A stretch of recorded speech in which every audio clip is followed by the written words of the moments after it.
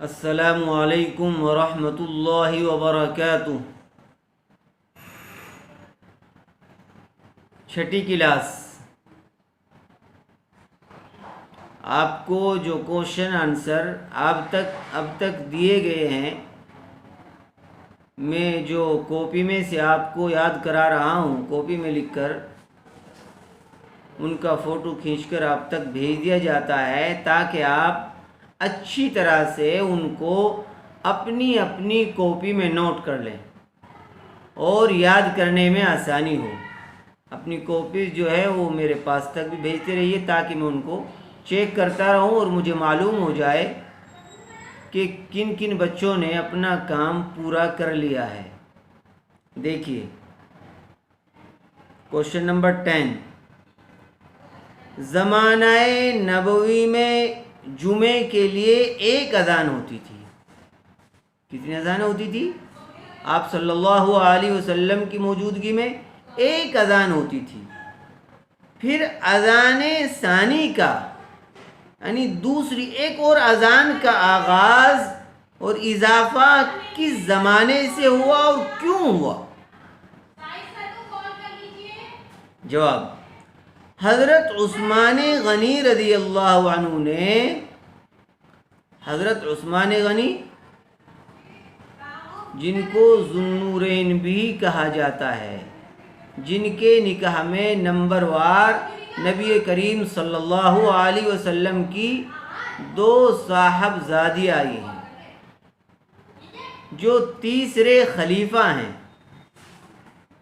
تو حضرت عثمان غنی نے اپنے دور خلافت میں جمعے کی اذان ثانی کا آغاز اس وجہ سے کرایا کہ لوگ حضور صلی اللہ علیہ وسلم کے زمانے کے اعتبار سے زیادہ ہو گئے تھے، یعنی آپ صلی اللہ علیہ وسلم کے زمانے کے مقابلے میں اب مسلمانوں کی آبادی زیادہ ہو گئی تھی۔ اللہ کے فضل و کرم سے اسلام دور دور تک پھیل چکا تھا، تو اور ان میں وہ چستی اور وہ لگن جو آپ صلی اللہ علیہ وسلم کی موجودگی میں صحابہ کرام کے اندر تھی، ظاہر سی بات ہے وہ نہیں ہو سکتی تھی،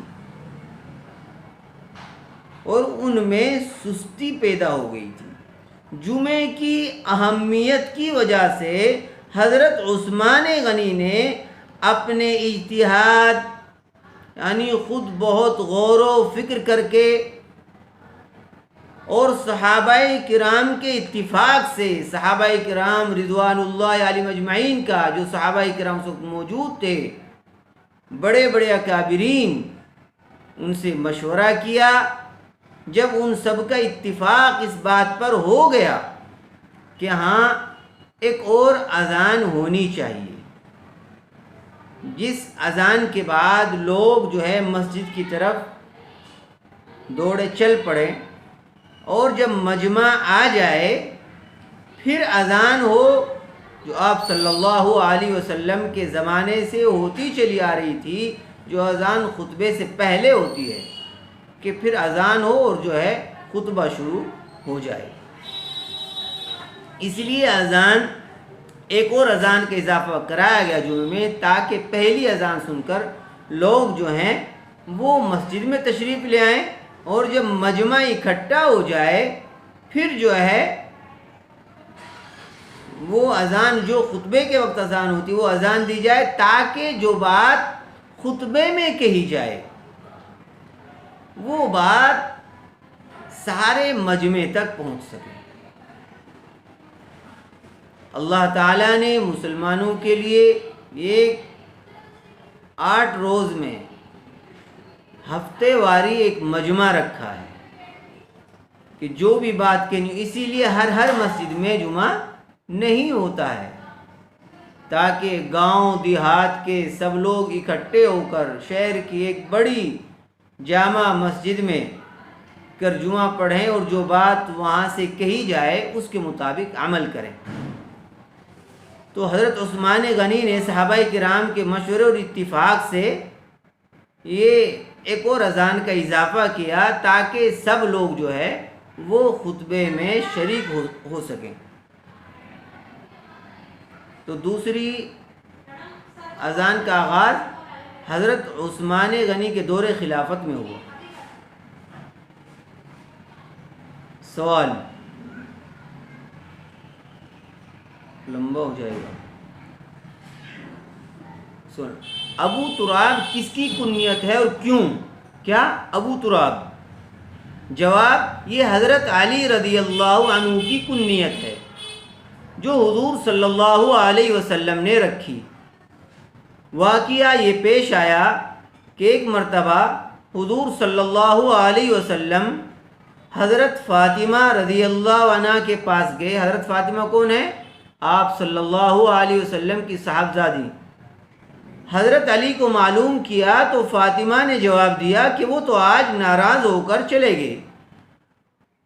حضور صلی اللہ علیہ وسلم مسجد نبوی میں تشریف لے گئے تو دیکھا کہ حضرت علی مٹی پر ہی لیٹے ہوئے ہیں، جب تو مسجد کچی تھی۔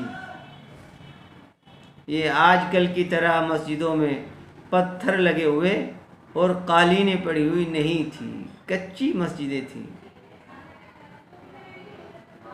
کچی زمین تھی ایسی۔ تو ظاہر سی بات ہے اگر کوئی اس پر لیٹ جائے گا تو لت پت ہو جائے گا، اس کی تو شکل ہی بدل جائے گی۔ تو حضرت علی جا کر ایسے ہی مسجد نبی میں لیٹ گئے، اور نیند آنے کے بعد پھر آدمی کیسے ادھر ادھر ہوتا رہتا ہے، تو اس وجہ سے وہ مٹی میں اچھی طرح سے لت پت ہو گئے اور پڑے سو رہے ہیں۔ اب آپ صلی اللہ علیہ وسلم تشریف لے جاتے کہ او ہو، علی تو بھائی مٹی میں لت پت ہے۔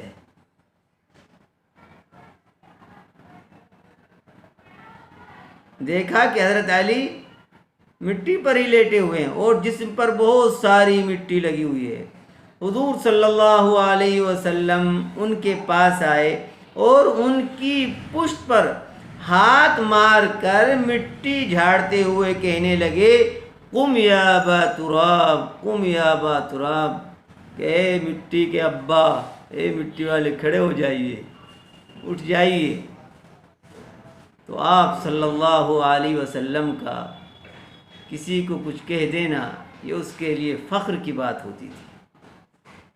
تو تب سے ہی حضرت علی کی یہ کنیت پڑ گئی، ان کو ابو تراب کہا جانے لگا۔ جب ابو تراب کہتے تھے تو ان کو مزہ آتا تھا، کیوں کہ اللہ کے لاڈلے حبیب کی زبان مبارک سے یہ لفظ نکلا ہوا ہے۔ کبھی کبھی آپ صلی اللہ علیہ وسلم مزاح فرماتے تھے، تو یہ انہوں نے بڑا اچھا لگا کہ آپ صلی اللہ علیہ وسلم فرما رہے، ارے بھائی اٹھ جاؤ علی، ارے مٹی کے ابا آپ تو بالکل ہی مٹی میں لت پت ہو گئے، اٹھیے۔